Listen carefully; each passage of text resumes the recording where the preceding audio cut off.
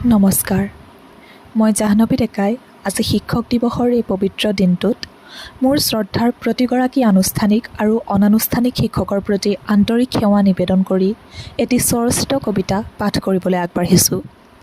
কবিতাৰ শিৰোনাম প্ৰতিজন শিক্ষাগুৰুৰ চৰণ কমলত। যাৰ জ্যোতিৰে জ্ঞানৰ আলয়টি প্ৰতিভাত হয়, যাৰ শাসন ভৰা কঠোৰতাৰ মাজতো বৈ যায় মৰমৰ নৈ, তেওঁলোকেই শিক্ষাগুৰু। শিক্ষাৰ্থীক মানুহ কৰাৰ অনিঃশেষ সপোনেৰে তেওঁলোকৰ দুচকু দীপ্তিমান। সূৰ্যৰ দৰে তেওঁলোক বিলাই যায় পোহৰ কেউপিনে সমান সমান। তেওঁলোকৰ নিৰৱচ্ছিন্ন কৰ্ষণত জ্ঞানৰ কঠীয়াতলি ভৰি পৰে সোণগুটিৰে।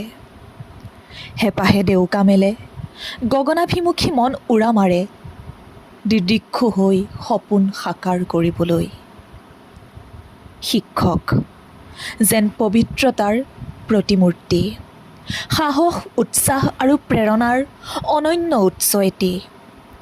প্ৰতিটো খোজতে পথ প্ৰদৰ্শকৰ ভূমিকাৰে দি যায় তেওঁলোকে অভিস্পিত দ্যুতি।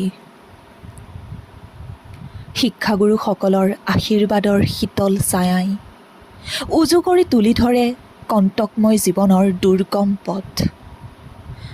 মনৰ আৰাধ্য তেওঁলোক, সাজি লৈছোঁ অন্তৰতে মন্দিৰ মঠ। যাৰ কান্ধত ভৰ দি বগাইছোঁ জীৱনৰ সোপান, যিয়ে শিকাইছে আমাক গাবলৈ সফলতাৰ জয়গান।